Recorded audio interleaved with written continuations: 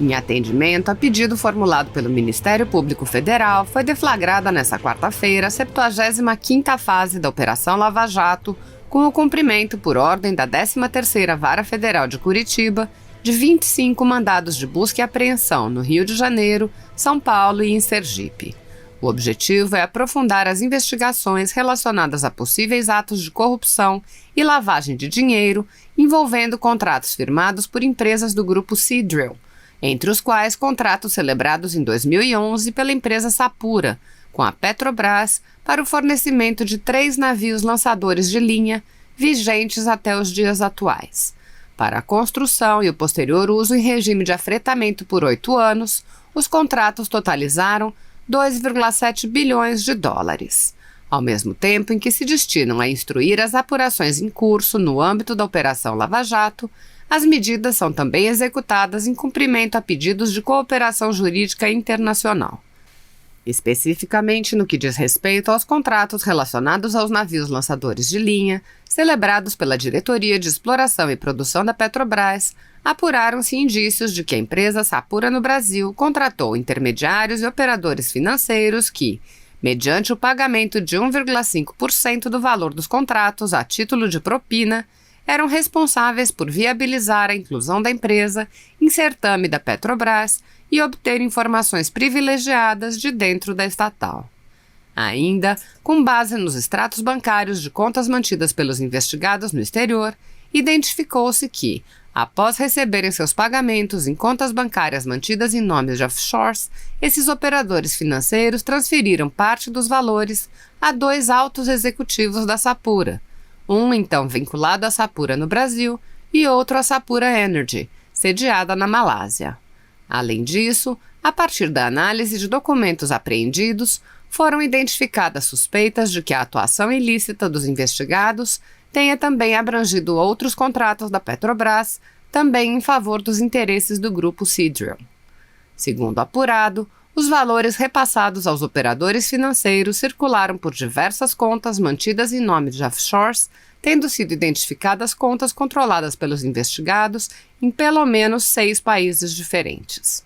O caráter transnacional dos fatos e desdobramentos fora da jurisdição brasileira fundamentaram investigações autônomas que geraram o pedido de buscas por autoridades holandesas, também executado pelos mandados cumpridos na data de hoje.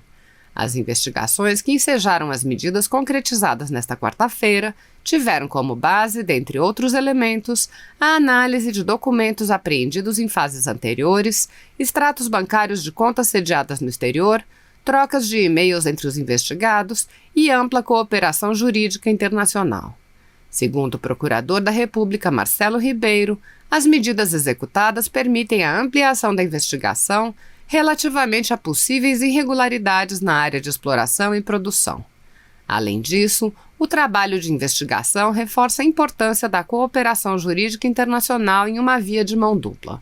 Os elementos obtidos no exterior foram importantes para a formulação dos pedidos e o Brasil, novamente, assume uma postura cooperativa, cumprindo pedidos de auxílio direto por autoridades estrangeiras para instrução de casos fora da jurisdição brasileira, explica o procurador.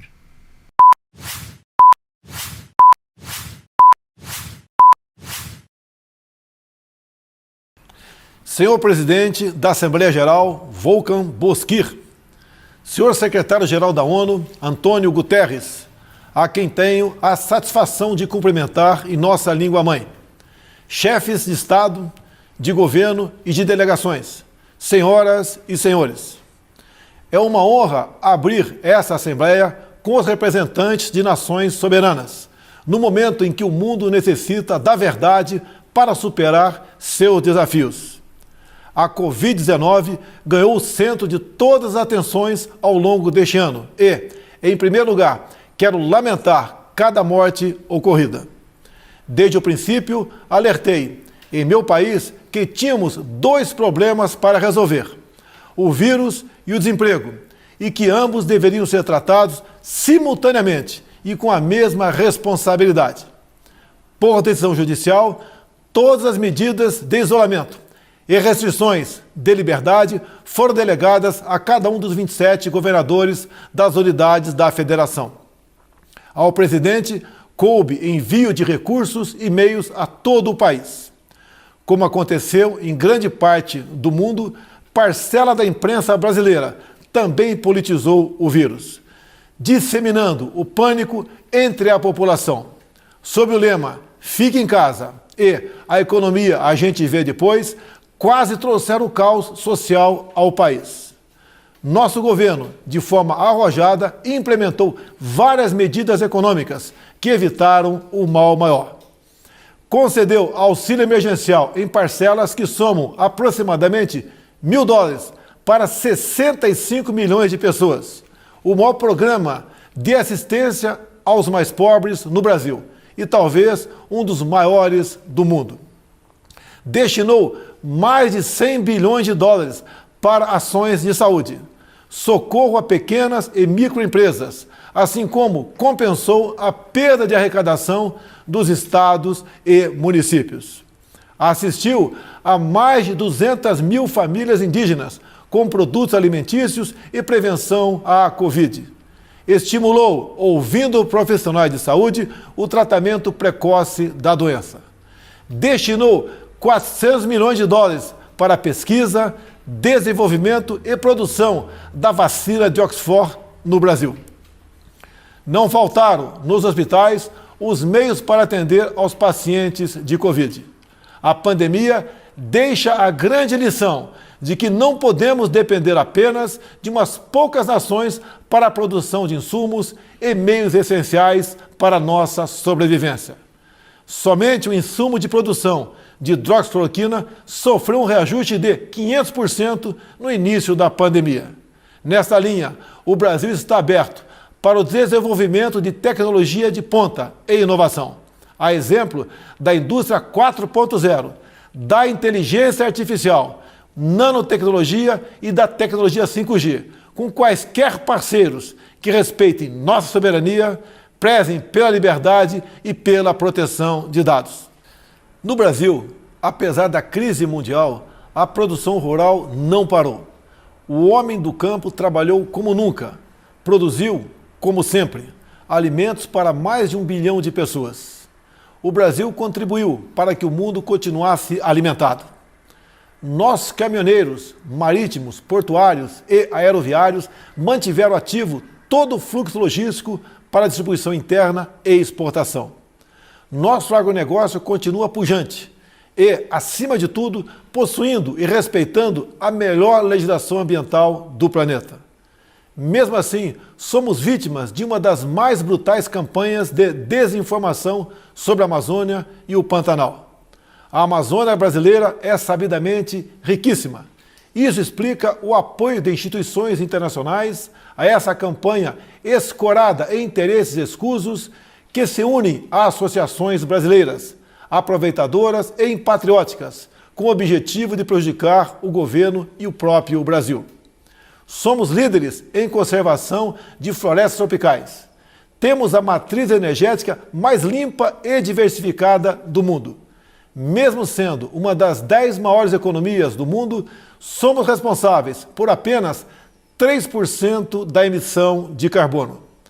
Garantimos a segurança alimentar a 1/6 da população mundial, mesmo preservando 66% de nossa vegetação nativa e usando apenas 27% do nosso território para a pecuária e agricultura, números que nenhum outro país possui. O Brasil desponta como o maior produtor mundial de alimentos e, por isso, há tanto interesse em propagar desinformações sobre o nosso meio ambiente. Estamos abertos para o mundo naquilo que melhor temos para oferecer, nossos produtos do campo. Nunca exportamos tanto. O mundo cada vez mais depende do Brasil para se alimentar. Nossa floresta é úmida e não permite a propagação do fogo em seu interior.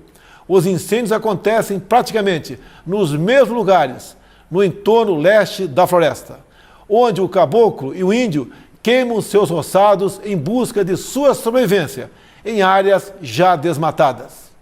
Os focos criminosos são combatidos com rigor e determinação. Mantenho minha política de tolerância zero com o crime ambiental. Juntamente com o Congresso Nacional, buscamos a regularização fundiária, visando identificar os autores desses crimes. Lembro que a região amazônica é maior que toda a Europa Ocidental. Daí a dificuldade de combater não só os focos de incêndio, mas também a extração ilegal de madeira e a biopirataria. Por isso, estamos ampliando e aperfeiçoando o emprego de tecnologias e aprimorando as operações interagências, contando, inclusive, com a participação das Forças Armadas. O nosso Pantanal, com área maior que muitos países europeus, assim como a Califórnia, sofre dos mesmos problemas. As grandes queimadas são consequências inevitáveis da alta temperatura local, somada ao acúmulo de massa orgânica em decomposição. A nossa preocupação com o meio ambiente vai além das nossas florestas. Nosso Programa Nacional de Combate ao Lixo no Mar, um dos primeiros a serem lançados no mundo, cria uma estratégia para os nossos 8.500 quilômetros de costa. Nessa linha, o Brasil se esforçou na COP25 em Madrid para regulamentar os artigos do Acordo de Paris que permitiriam o estabelecimento efetivo do mercado de carbono internacional. Infelizmente, fomos vencidos pelo protecionismo. Em 2019, o Brasil foi vítima de um criminoso derramamento de óleo venezuelano, vendido sem controle, acarretando severos danos ao meio ambiente e sérios prejuízos nas atividades de pesca e turismo. O Brasil considera importante respeitar a liberdade de navegação estabelecida na Convenção das Nações Unidas sobre o Direito do Mar. Entretanto, as regras de proteção ambiental devem ser respeitadas e os crimes devem ser apurados com agilidade, para que agressões como a ocorrida contra o Brasil não venham a atingir outros países. Não é só na preservação ambiental que o país se destaca. No campo humanitário e dos direitos humanos, o Brasil vem sendo referência internacional pelo compromisso e pela dedicação no apoio prestado aos refugiados venezuelanos, que chegam ao Brasil a partir da fronteira no estado de Roraima. A Operação Acolhida, encabeçada pelo Ministério da Defesa, recebeu quase 400 mil venezuelanos deslocados devido à grave crise política e econômica gerada pela ditadura bolivariana. Com a participação de mais de 4 mil militares, a Força-Tarefa Logística Humanitária busca acolher, abrigar e interiorizar as famílias que chegam à fronteira. Como um membro fundador da ONU, o Brasil está comprometido com os princípios basilares da Carta das Nações Unidas: paz e segurança internacional, cooperação entre as nações, respeito aos direitos humanos e às liberdades fundamentais de todos. Nesse momento em que a organização completa 75 anos, temos a oportunidade de renovar nosso compromisso e fidelidade a esses ideais. A paz não pode estar dissociada da segurança. A cooperação entre os povos não pode estar dissociada da liberdade. O Brasil tem os princípios da paz, cooperação e prevalência dos direitos humanos inscritos em sua própria Constituição e, tradicionalmente, contribui, na prática, para a consecução desses objetivos. O Brasil já participou de mais de 50 operações de paz e missões similares, tendo contribuído com mais de 55 mil militares, policiais e civis, com participação marcante em Suez, Angola, Timor-Leste, Haiti, Líbano e Congo. O Brasil teve 2 militares premiadas pela ONU na missão da República Centro-Africana pelo trabalho contra a violência sexual. Seguimos comprometidos com a conclusão dos acordos comerciais firmados entre o Mercosul e a União Europeia e com a Associação Europeia de Livre Comércio.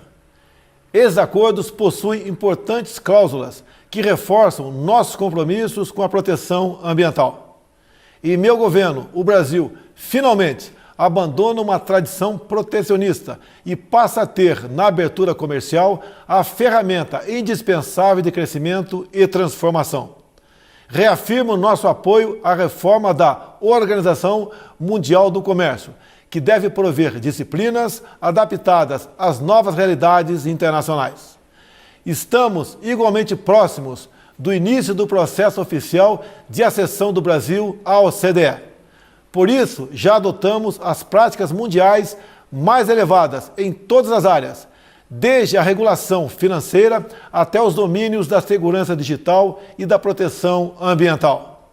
No meu primeiro ano de governo, concluímos a reforma da Previdência e, recentemente, apresentamos ao Congresso Nacional duas novas reformas: a do sistema tributário e a administrativa. Novos marcos regulatórios em setores-chave, como o saneamento e o gás natural, também estão sendo implementados. Eles atrairão novos investimentos, estimularão a economia e gerarão renda e empregos. O Brasil foi, em 2019, o quarto maior destino de investimentos diretos em todo o mundo. E, no primeiro semestre de 2020, apesar da pandemia, verificamos um aumento de ingresso de investimentos em comparação com o mesmo período do ano passado. Isso comprova a confiança do mundo em nosso governo. O Brasil tem trabalhado para, em coordenação com seus parceiros sul-atlânticos, revitalizar a zona de paz e cooperação do Atlântico Sul. O Brasil está preocupado e repudia o terrorismo em todo o mundo. Na América Latina, continuamos trabalhando pela preservação e promoção da ordem democrática como base de sustentação indispensável para o progresso econômico que desejamos. A liberdade é o bem maior da humanidade. Faço um apelo a toda a comunidade internacional pela liberdade religiosa e pelo combate à cristofobia. Também quero reafirmar minha solidariedade e apoio ao povo do Líbano pelas recentes adversidades sofridas. Cremos que o momento é propício para trabalharmos pela abertura de novos horizontes, muito mais otimistas para o futuro do Oriente Médio. Os acordos de paz entre Israel e os Emirados Árabes Unidos e entre Israel e o Bahrein, 3 países amigos do Brasil, com os quais ampliamos imensamente nossas relações durante o meu governo, constitui excelente notícia. O Brasil saúda também o plano de paz e prosperidade lançado pelo presidente Donald Trump, com uma visão promissora para, após mais de 7 décadas de esforços, retomar o caminho da tão desejada solução de conflito israelense-palestino. A nova política do Brasil de aproximação simultânea a Israel e aos países árabes converge com essas iniciativas, que finalmente acende uma luz de esperança para aquela região. O Brasil é um país cristão e conservador e tem na família a sua base. Deus abençoe a todos. O meu muito obrigado.